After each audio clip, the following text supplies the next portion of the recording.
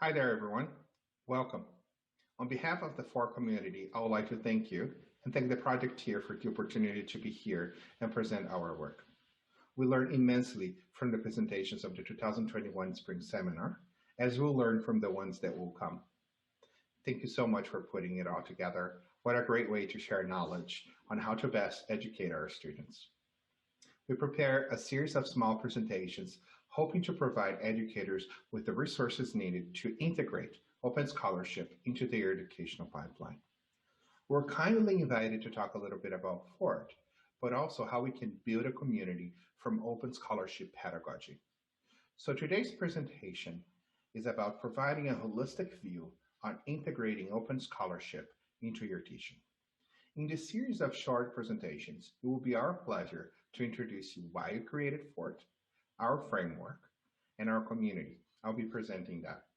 Leticia from Maastricht University in the Netherlands will talk about bridging open scholarship into higher education, but from an institutional perspective, and talk about the challenges and solutions that resulted from a hackathon we did about 2-3 months ago at the OER conference organized by COS. Then you'll see me again, and we're trying to answer the question, how does the teaching of open scholarship affect positively students? Do they stand to gain? So we're going to try to answer that. Next, Sam Parsons from Oxford University, the other co-founder of FORRT, will talk about FORRT's educational resources that are already ready for you to use.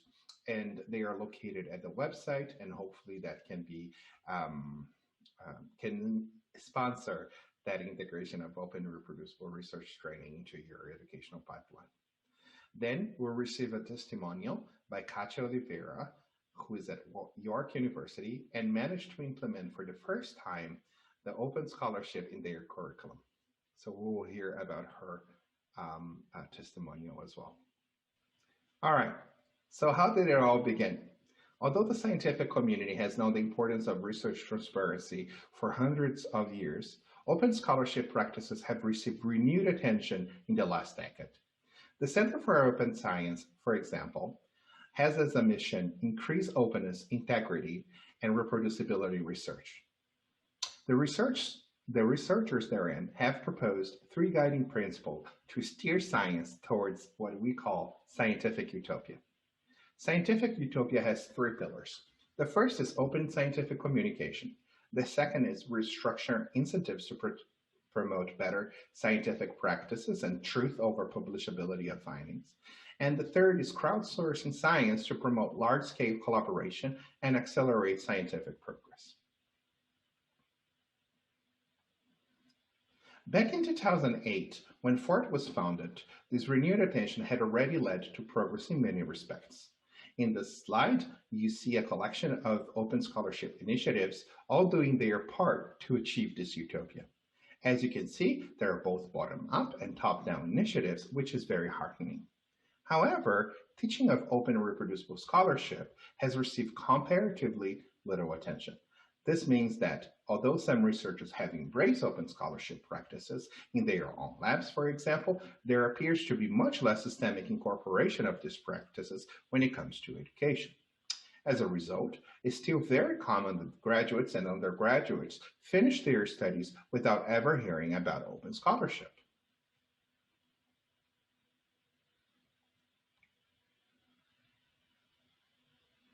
All right, so FORRT was created in part to make the argument that there is a 4th pillar to scientific utopia.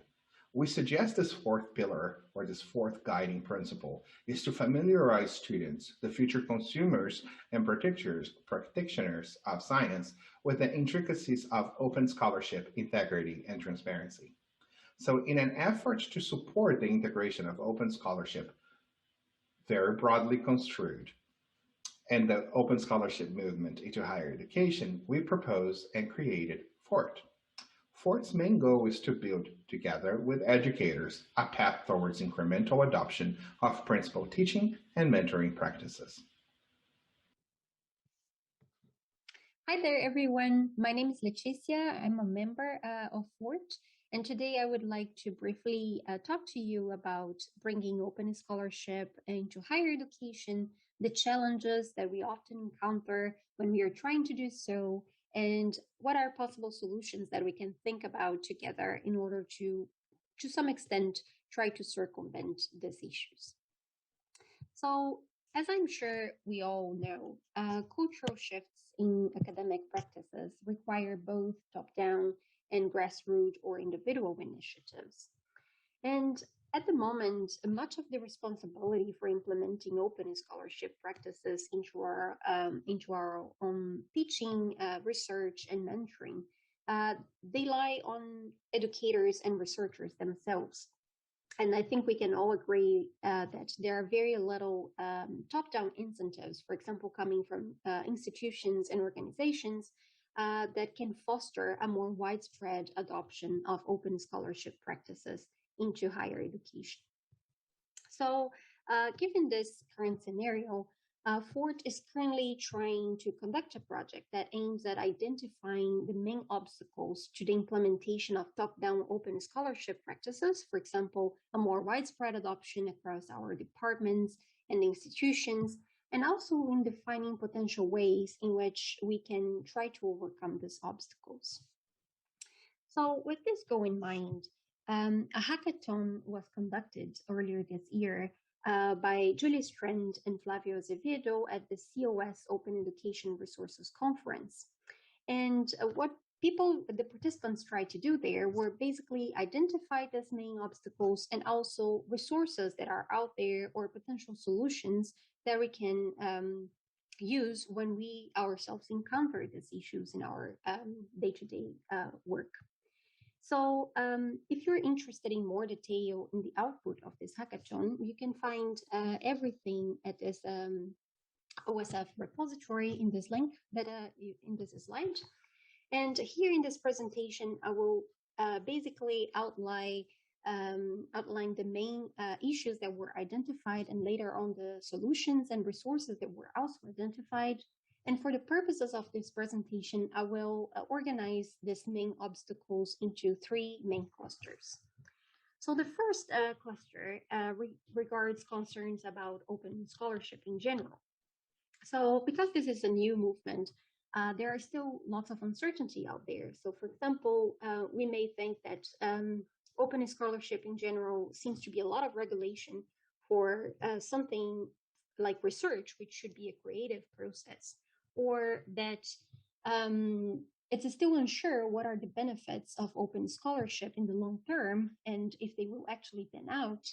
Or, for example, while open scholarship might be great for quantitative research, it might be less clear how it applies to qualitative research, and likewise, how it may apply to different disciplines and fields. So it might be that we are in a field in which we question if this is really something for us. A second set of concerns and obstacles I'm sure we can all agree with is the lack of proper incentives. So engaging in open scholarship practices, of course, requires time, that we dedicate time. For example, to re-register our studies, to make sure that our data and code is shareable, but also usable and understandable. And there are concerns that this is too much time for very little payout, or, for example, uncertainty about whether your efforts will be valued when we are applying for jobs or for promotions. And overall, there might also be some reluctance into seeing cultural change if we do not see how this cultural change may bring direct benefits to us. Lastly, there is this third cluster of obstacles identified, which regard a difficulty to implement this top-down and more generalizable initiatives. So, for example, we might think that it's hard to change policies because adoption of open scholarship practices may work for some, but not others, depending on the field that you are, for example. Or that there is lots of variability in the possibility and ability to adopt open scholarship across areas, even within the same department. And of course, all institutions or organizations deal with limited resources. And there might be times in which we may think that it's better to invest these resources into teaching content rather than in teaching open scholarship, for example. So, as I said previously, participants at this hackathon not only identified these main concerns and main challenges into bringing open scholarship into higher education, but also they tried to outline what are resources and solutions for it, which I will present now for each of the clusters that I have mentioned before. So regarding the concerns about open scholarship in general, one thing that we can try to do is to engage in constructive conversations with our colleagues and share our own experiences with open scholarship. So here you can see a picture of this blog post on the 10 arguments against open science that we can easily counter. And as perfectly outlined in this blog post, some of the criticisms about open scholarship are reasonable, and we can identify and we can agree with our colleagues on them. But we can also share that the movement is still growing, is still ongoing, and we are all learning as it goes. And we can also make sure to try to tell other people how we, in our own practices, are trying to our best capacity to make sure that our research is open, or that our teaching materials are open, or how we are trying to teach students and mentees about open scholarship practices. Some of the resistance to join the open scholarship movement might also stem from fear of being, for example, scooped if you pre-register your studies, or fear that some people might find errors in your code or in your data. And this other blog post that I'm sharing here, it's very nice in showing how these fears and objections often don't stand up to scrutiny. Now, some other possibilities is that we may think or consider organizing workshops within our own departments and institutions. And this is a very nice way to actually expose more people to the principles of open scholarship, and to initiate lots of people into what this actually is. Another thing that we can do is to encourage our students and colleagues, and do it ourselves as well, to join a local reproducibility tea group. Now, concerning the second cluster identified, which is the lack of proper incentives, there's this very nice paper that you can find here on how open science helps researchers succeed. And one thing that we can think of is trying to highlight to others what are the benefits of open scholarship. And of course, there are benefits to the individuals adopting open scholarship practices. For example, as outlined in this paper, which does a literature review on what is out there about the benefits of open research. Open research is often associated with increases in citations, media attention, job opportunities, and funding, but the benefits don't stop out there. So there are also benefits for the institutions in general. And if we are trying to pitch and open scholarship practices to, for example, our own institutions, we can also highlight this shift in social norms. So as journals and funding bodies, they call for more open research. And as the social norm moves more towards open scholarship practices, failing to keep up may mean lower research rankings for our own institutions, less desirable prospects for students, and also less funding. In addition, we can also try to advocate within our own institutions for recognition of open data, preprints, and open teaching materials to be considered as valid scientific output. And depending on the positions that we are within our departments and institutions, we can try to advocate for open practices to be considered in hiring, tenure, and promotion criteria. These ideas are also taken from this paper, which you can see here, this preprint, Nudging Open Science, which is a very nice read and shows how you can try to nudge open science into the varying levels of academia, for example, in our own research, but also in our departments, faculties, journals, funding bodies, and etc. Finally, concerning the third cluster of identified in this hackathon, which concerns the difficulty to implement these more generalizable initiatives, we can share examples of good practices of open research across disciplines. And a very good way to start is this document that is being put together by UKRN, which has lots of resources and lots of examples of good practice and resources across disciplines. So it's a very nice way to start by seeing what is out there for your own discipline regarding open scholarship. So we know that changes towards a more widespread adoption of open scholarship will require time. And in the meantime, while I hope that these tips and materials are somewhat useful for us, in the meantime, we can also start by making sure that our teaching and mentoring encompasses some principles of open scholarship. All right, now I'll present an ongoing FORRT project that shifts the focus away from researchers and institutions to students. All right, so as everybody probably know, Baker 2016 published a major paper in Nature trying to lift the lid on reproducibility. And one of its findings is that a lot of scientists seem to agree that teaching and mentoring plays a major role in the process of improving research practices. And we can see here on the right that better mentoring and supervision and teaching and more time for these two things are very likely to contribute towards improved practices. So for us at FORRT, the driving question is for this project is how does the teaching and mentoring through open and reproducible scholarship changes or affects students towards their attitudes towards science, their role in these, how do they see academia and the scientific processes in general.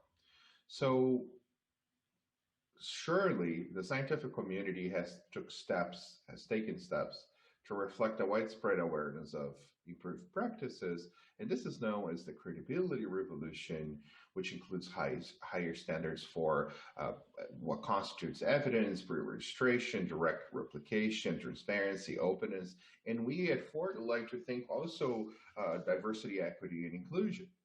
However, and while there are still issues with the widespread adoption of these practices by academics, the integration of these new and improved practices has lagged behind when it comes to teaching. And we think that this is to the detriment of students and the quality of higher education in general. So in an effort to raise awareness of the educational benefits of these better practices to students, we review the literature on the topic and tease out why academics should integrate open and reproducible principles into their teaching and mentoring. And in this process, we provide some recommendations. So the project goal is more about teasing out arguments and the evidence that we found didactically to motivate and encourage that integration into higher education curriculum. So while the project is still ongoing, we hope that the preliminary findings that we have is useful to your teaching and to motivate that integration. All right, so from here on out, we're going to talk a little bit about how the topic of replication or credibility revolution affects students.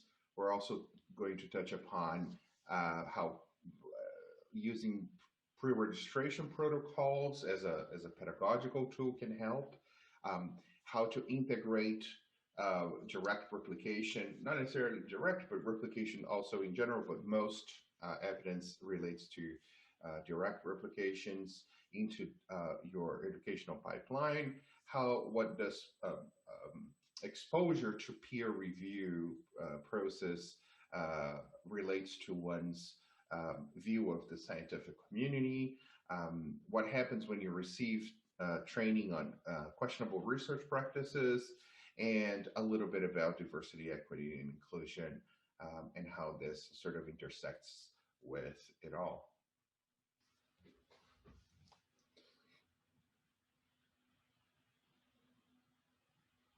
So what happens when students are exposed or taught the topics of replication, the replication crisis, or better yet, the credibility revolution?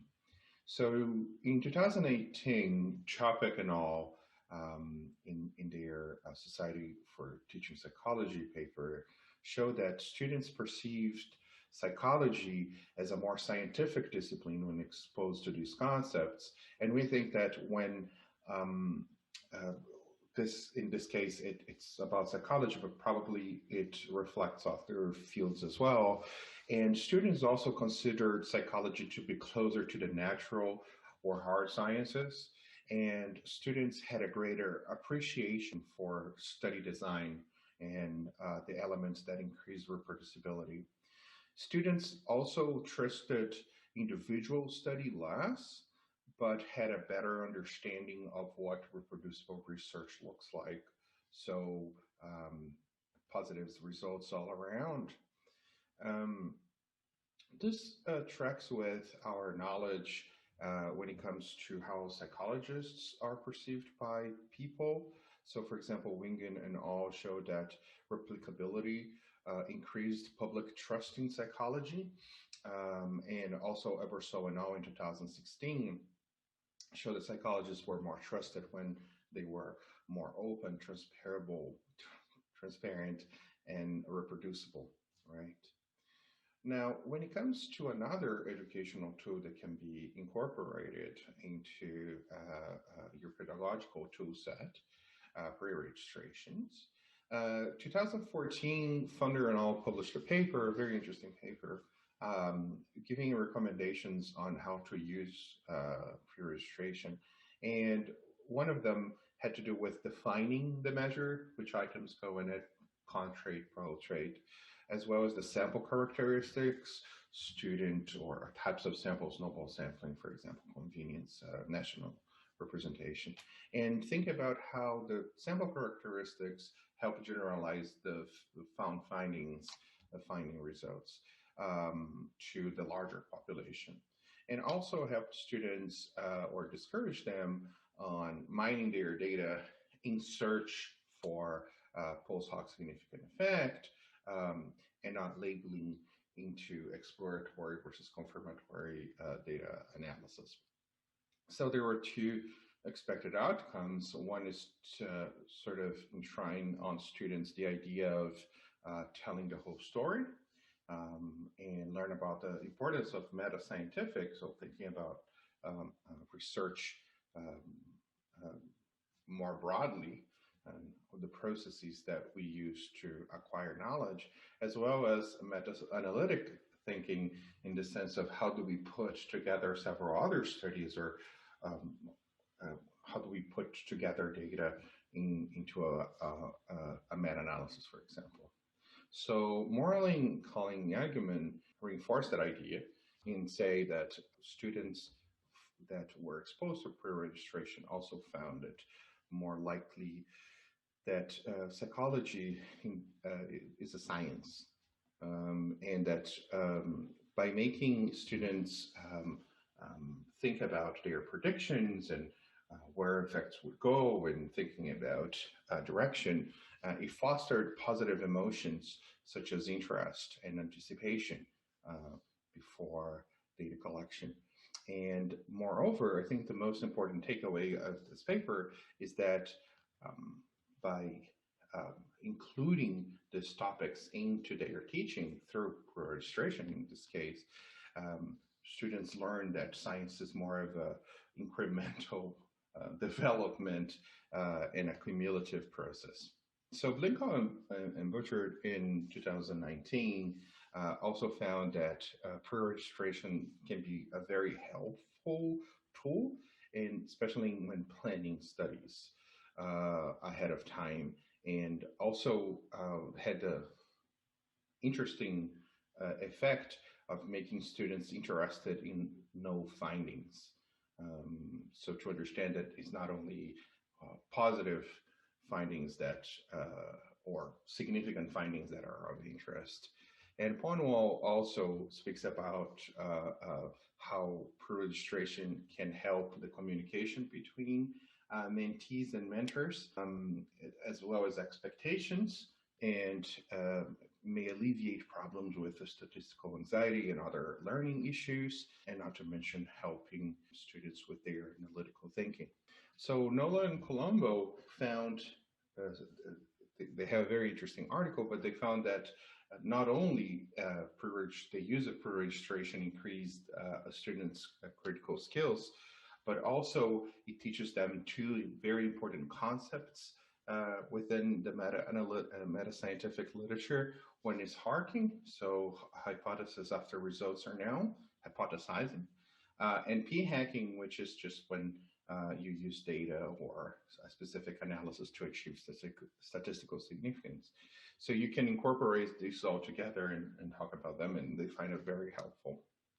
And lastly, we think, based on Botan and all, one of the good aspects of pre-registration, and this is very much argued in favor of in the literature of direct replication, as we will see in a moment, that students can help with the creativity and inject new hypotheses and sort of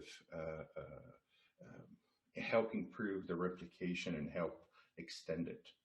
When it comes to direct replications and its use as a pedagogical tool to not only integrate open and reproducible research training into your educational pipeline, but also teaching students the processes of science, there is an excerpt by Hawkins and al. In 2018 that we find it useful to motivate our literature search as well, even if we focus more on the benefits to the students. Despite the enthusiasm for this idea, the idea of replications, the papers from 2015 and 16, there were limited data beyond anecdotal reports and individual projects to suggest that there have been pedagogical benefits to the use of replications that would suggest we need to implement this on a larger scale. Nowadays is a little bit different. There are many projects, in particular undergraduate studies, but back then that wasn't the case. So Frank and Saxe in 2012 elicited at least two reasons why we might be able to use replication as a pedagogical tool, and that its implementation might be useful to everyone involved, to the extent that there is no need for a novel question. And this is particularly important because we don't bias students towards positive psychology or positive any other science. And also, there is no need to delve into the intricacies of study design to answer the question. So we just need to follow a rule and a protocol, ideally via a pre-registration, in which we follow the steps of previous published research. And there is an advantage to the community. There's two advantages to the community to the extent that if this is a novel article, for example, the community doesn't know how replicable it is yet, so it doesn't know how reliable its results are, and it's likely that because it's novel, it deals with a contemporary topic that might be of interest to the students as well, that might not be so into the weeds into the literature. So when it comes to replications, perhaps one of the best sources of information and inspiration is the Collaborative Replication and Education Project. You pronounce it as GRAPE, like the fruit. And in 2019, Jordan Wagi argued that students benefit by participating in these scientific collaborations on an international scale, not only because you're participating in these collaborations, but also because you have firsthand experience with scientific dissemination. You can present your work on a conference, for example, but most importantly, they have a sense of achieving and advancing science and they do so without the need and for actually knowing how to do the procedural aspect of a scientific paper, right? So this is a big advantage. Graham and al. Also speaks to something close to this and says that whenever students and researchers join forces, it can help break the glass ceiling of academia, hopefully encouraging students to think of themselves not only as students of science, but contributors, and in the future see themselves perhaps as part of it. So, in its principles to the education leads to larger sample sizes and increases the likelihood of publication. So students are also more motivated in this sense to create and help produce this knowledge and also engage in replication debates and its issues. So it leads to higher engagement. Jekyll and all, as part of the Hagen Cumulative Science Project, which is a really cool project for undergraduates, they aim at two goals. So first is to teach students how to conduct the entire research process of replication while using the highest standards available, but also to contribute to cumulative science and increasing the number of direct replication. So in a way, this is following up a little bit from Everett and Earp. And so they find that students benefit by following the structured protocol and by making actual contributions to science motivates them in not only following the process, but understanding its several steps. Importantly, Crow and all and 7 Easy Steps to Open Science, another really interesting and filled with good information paper, states that, well, because not all and graduate students will end up in academia or will end up being researchers, the value of teaching replication crisis might not be super obvious to everybody, or at least not immediately obvious. And however, similar to Tropic and all, the goal is more to teach students about replications, about giving them the tools to identify what is reproducible research. Also to appreciate the importance of openness and scientific rigor. And altogether, the idea is to train students to be good consumers of science after they leave the education pipeline or higher ed. To also integrate these principles into your education pipeline is to talk about QRPs, questionable research practices. So Krishna and Peter 2018 found that students' attitudes towards QRPs was best predicted by practice of QRPs in their thesis. So this is very interesting, and perhaps even more interesting is the found correlation between students' attitudes towards QRPs and the perceived supervisor attitudes towards QRPs, which was of 41.41. And this means that students may perceive QRPs to be normative and therefore perpetuate the cycle. Even more interesting is research by Sacco and Brown, 2019, that designed a 1 hour, so very low commitment training. And what they did was that they measured QRP attitudes 1 week before their training of 1 hour, 1 week after, and 2 months after their training. And their results show quite convincingly that students were able to not only identify QRPs, but also deem QRPs as less ethical even 2 months after the training.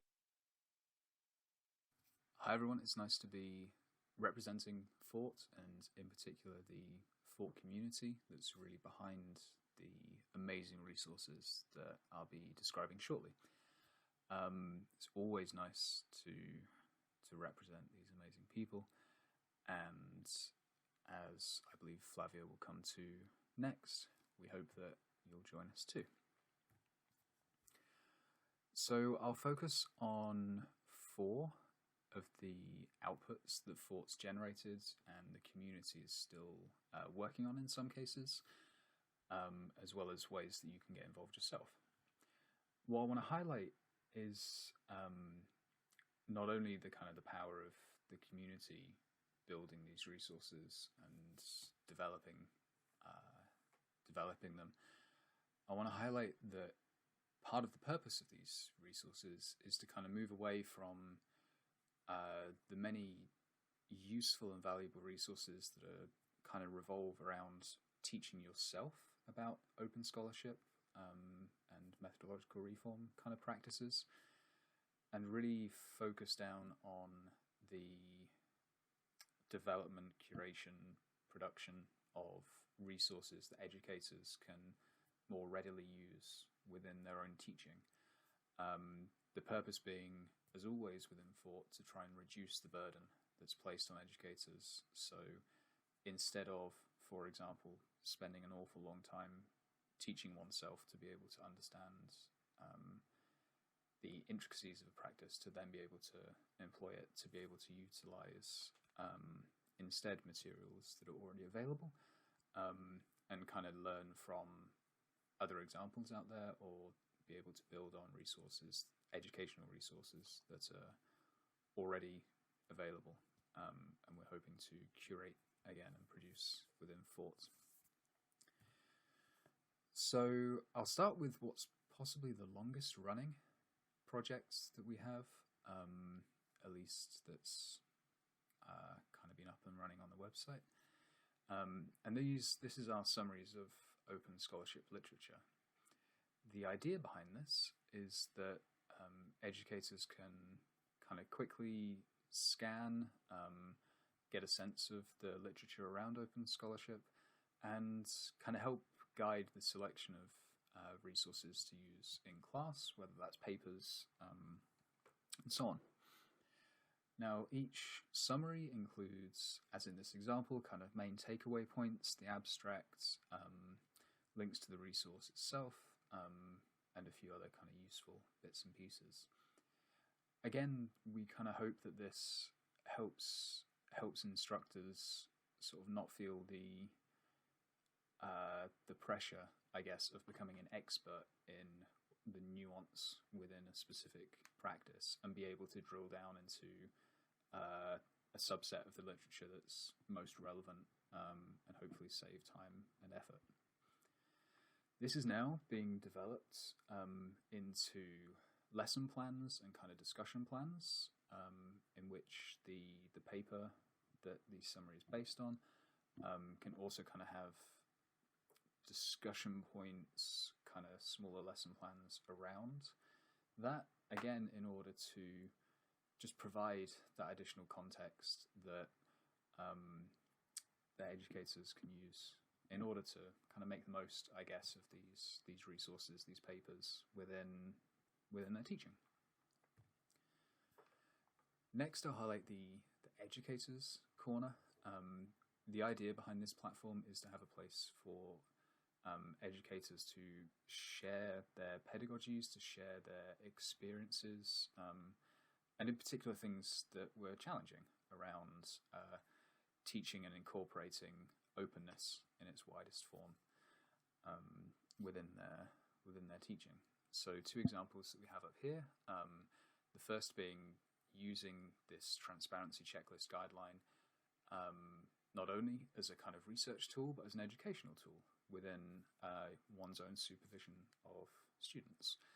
And then also our first post, in fact, was around addressing representation in undergraduate psych classes. This is also an opportunity I'll take to highlight that when we talk about open scholarship, we really mean open in the broadest sense possible. So, for example, in the summaries that I talked about on the previous slide, we also include a number of summaries on important papers in relating to diversity, equity, and inclusivity, in order to really kind of capture openness to mean open, as opposed to specifically drilling into specific instance of methodological reform, for example. So these aspects are very important to us at FORRT. Okay. Now, building on this, we have the FORRT pedagogies. The purpose behind the FORRT pedagogies is to provide, you guessed it, the pedagogy, the kind of background information, the lessons learned, the information that educators or other educators would find useful in reusing and adapting educational materials that are already out there.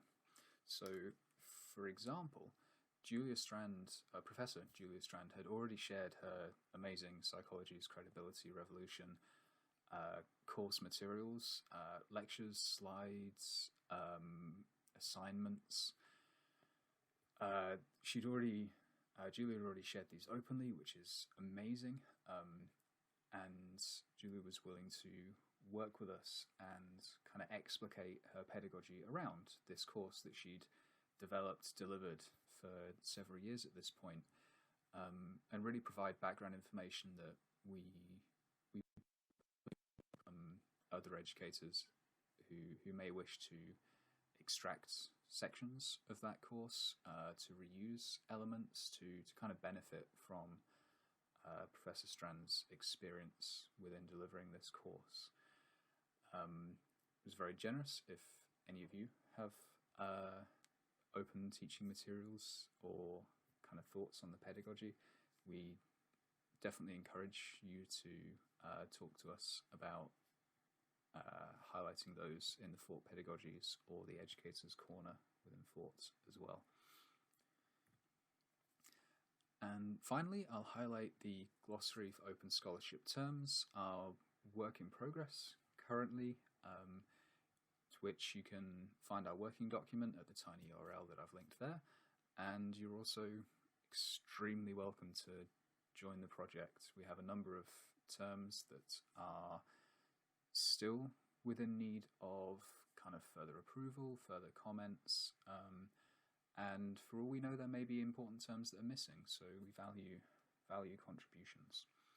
Now, the purpose of the glossary is to provide, we hope, a helpful entry point into discussing open scholarship, again in its broadest forms. There are a number of terms in there relating to diversity, equity, inclusivity within scholarship. So it's not only methodological reform. Okay, so we hope that it will be a useful entry point, particularly as a number of terms are used either interchangeably or differentially between and within subject areas. For example, the classic 2015 mass replication project from the Open Science Collaboration, I believe, titled something like assessing the reproducibility of science, that using many people's definition, one might call replicability, given that they conducted replication studies, and often computational reproducibility defines using the same data, the same code to produce the same results. But I digress. In the example here, open peer review is a great example that without having a definition that's kind of easily accessible, it can be really easy to get lost amongst the discussions because the definitions that people use are often interchangeable and could indicate a number of different practices. As highlighted here, open peer review has been used to refer to any or all of the above practices. And we think this is a really important thing that educators can provide their students in order to help them navigate these discussions kind of more quickly and more efficiently during their own experience. If you're interested in getting involved in any of these projects, please reach out. I'm sure that Flavio will share our invitation materials shortly. I'd love to have you on board. Thank you.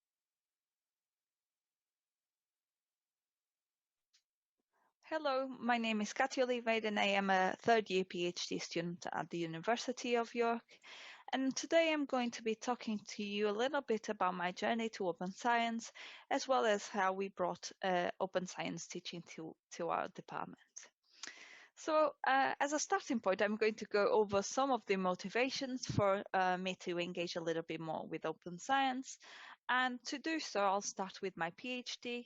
So these may be quite shared experiences where we are often left with the need for a hypothesis to make sure that our data is being as comprehensive as we wanted it to be, but we don't always have enough time and resources. So it would be useful to have data being shared more often, so we could test hypotheses without needing to collect data.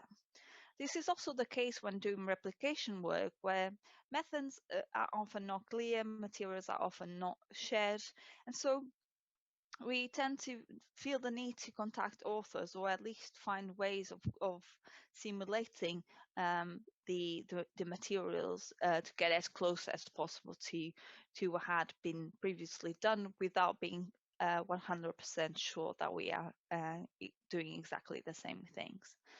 This is also the case for meta-analysis, where there's often insufficient information and data, and so we tend to have to contact authors who are very busy and sometimes don't have the data in accessible formats, or it has already been destroyed, so it takes a long time to go through these processes.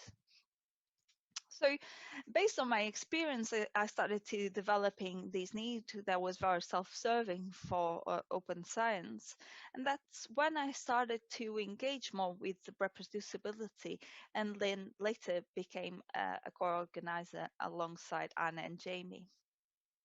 So reproducibility consists in having these periodical meetings in a group of people that share their interest in open science, and we tend to read a paper related to open science and then have a little discussion about it. So based on these meetings, we then started noticing there were commonalities in where we were lacking some knowledge. And so we used this information to organize some workshops alongside Dr. Angela De Bruin, who is the head of the Open Science Interest Group. And so this group is quite a successful one, in that we have good attendance for our meetings, but also we managed to get good attendance for the workshops and good feedback. Unfortunately, we all felt that we were still not managing to reach everyone we wanted to reach, namely those that are not really interested in open science. And that's around the same time I joined FORRT. And for those of you who don't know, FORRT is a pedagogical infrastructure designed to recognize and support the teaching and mentoring of open science practices. And if you have ever visited FORRT's website, you will notice how many resources have already been produced and are still being produced till this point. And some of them are FORRT's manuscript, many corrected resources on various topics related to open science, as well as great examples of teaching, namely by Dr. Julia Strand, but many other people. But to me personally, there were many influential cases, but I'll focus on the most influential ones. So the first one that led me to be interested in FORRT was obviously the ethos, where by aiming to make open science teaching more accessible, both to the students and to the lecturers, it made it possible and easier to turn it into a reality. And by making this change of having teaching of open science in every university, we would potentially take a lot of the tone out of the individual and more into what the university as a whole wants the standard of open science to be, or science to be. We also have a great community and meetings where people from a vast array of areas come together to share their love for open science and aim to make open science teaching more accessible and easier for those interested in taking it into practice. But an additional aspect that is quite interesting and is it reflects something that is very different from academia in many ways is the fact that authorship is very clear, where it doesn't really matter how much or how little or where your strengths lie, as you will always be recognized for the efforts that you have done. And whilst it is a vast community of people, you can always build on each other's strengths, where if you are not that keen in writing, but you are very keen to review, that would be completely fine, or the other way around. So it's a community that builds on everyone's strength, and that is quite different from many other areas. And finally, one of the resources that made quite an impact on me was the manuscript and the curated resources. So the manuscript is a fantastic resource if you are interested in bringing open science to your department, as it makes a clear case as to what are the benefits of open science to the department and the students, as well as gives you a practical way of achieving that goal. It is not just focusing on it being a good thing in terms of a theoretical basis, but then give you the resources so that you can put it into practice. So that was what we aimed to do in our department. So we went about it in quite a long journey, but I'll just go through the steps, and I am very keen to share the resources if you are interested in them. So as a starting point, we ran a workshop about open science in general and pre-registration in particular. And this was quite well attended, and first years that engaged with this project said that they would start engaging with the open science practices. Some of them are even wishing to do registered reports during their PhD. So it was quite a successful workshop. And then I brought up to the Open Science Research Group that it would make sense to start aiming to get open science teaching to be done in the department. And whilst everyone agreed, we were still not entirely sure how to go about it. So that's when Jamie and Angela and I started to think about practical ways of achieving this goal. And one of the things that we thought would be a good starting point was to run a questionnaire to determine whether it wasn't just a need of the Open Science Research Group, as we are obviously interested in open science, but to make sure that it was a wider need from ECRs in our department. So that's what we've done. We ran a questionnaire that was adapted from the Swinburne Open Science Survey, available on the OSF on this link.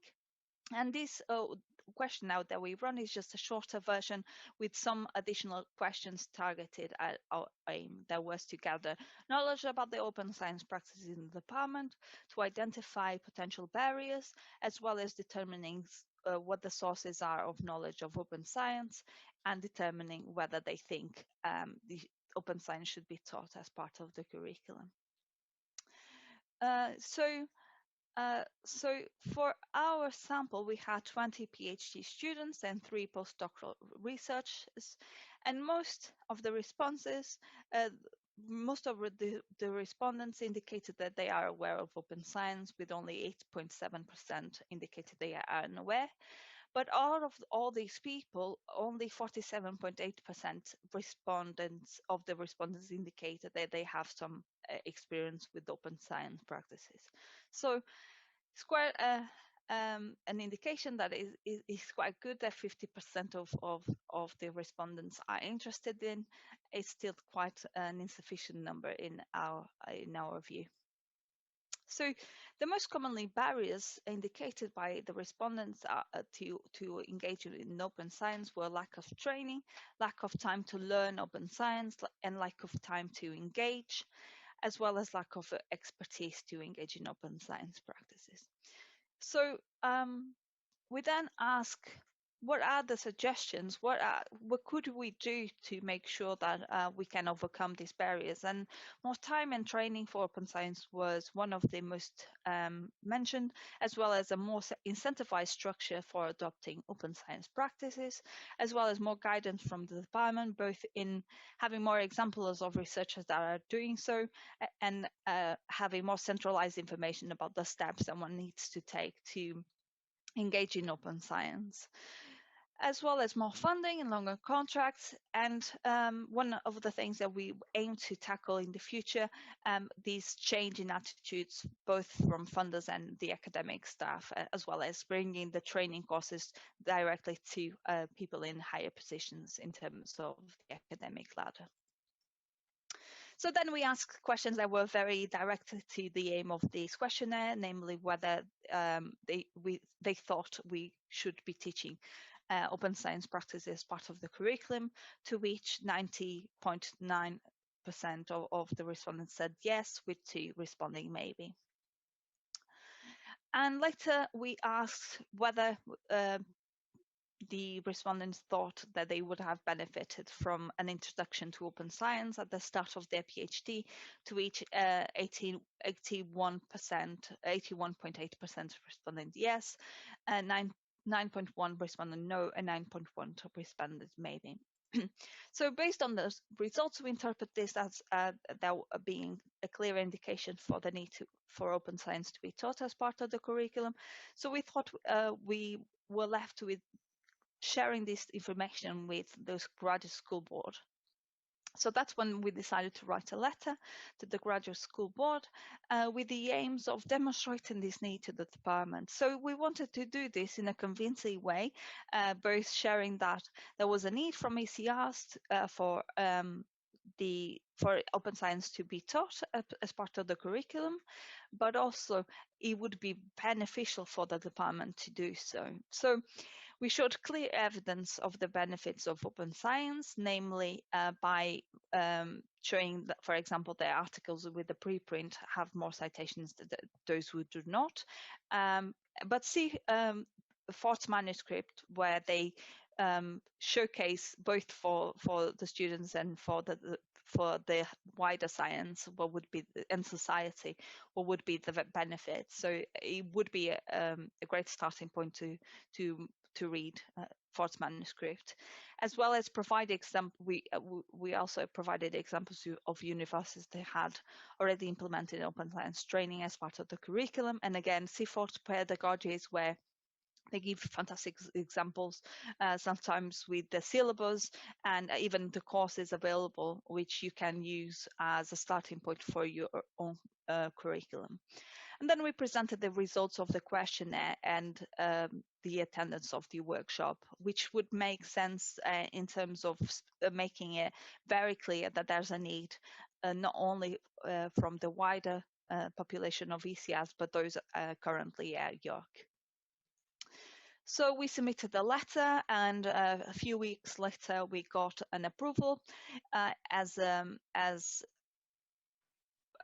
workshop that would be mandatory for PhDs to attend in the first term of the first year as a PhD. So this is a great news for us, obviously, but we wouldn't want to stop here. We think that it would be nice to have it more integrated in the curriculum, maybe as a research part of a research methods module, and potentially then add it to teaching to undergraduates and postgraduate teaching courses.